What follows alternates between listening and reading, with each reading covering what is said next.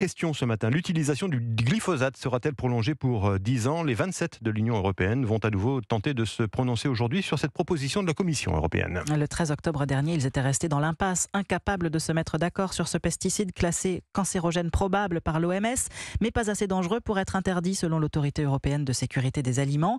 En attendant, certains agriculteurs tentent déjà de se passer des produits phytosanitaires, comme ce viticulteur girondin qu'a rencontré le correspondant d'Europe 1, Stéphane Place. 30 hectares de vignes dans ce village du sud de la Gironde, c'est la propriété de Lionel Moncla qui se passe totalement de glyphosate depuis 2 ans. Désormais, ce vigneron désherbe avec une machine. Ce sont des lames qui passent sous les pieds et elles s'écartent quand ça touche le pied, parce qu'il y a un tâteur. Mais il y a des moments où ça ne réagit pas et ça coupe le pied carrément. Un rang où il y a 100 pieds de vigne, ça arrive, on en coupe 3, 4 chaque passage. Multiplié par 4 passages, il faut les remplacer derrière. Tout cela a un coût, insiste ce viticulteur. Le glyphosate, on investissait dans une désherbeuse, on achetait le produit tous les ans, effectivement. Mais là, on achète du matériel mécanique. En dessous de 10 000 euros, il n'y a pas grand-chose. Mais il ne faut pas qu'un appareil. Et après, est-ce qu'on ne pollue pas plus en désherbant 4 fois en matériel mécanique qu'en passant un glyphosate ou 2 par an? La question est lancée. L'arrêt total, ok, mais à condition qu'il y ait quelque chose pour remplacer ce produit-là. Quand on change comme ça de glyphosate en désherbage mécanique sur vigne en place, il faut que la vigne ait le temps de s'adapter. Transition, investissement que ne facilite pas la crise que traverse actuellement la viticulture, affectée par des épisodes de grêle, de sécheresse ou encore de mildiou.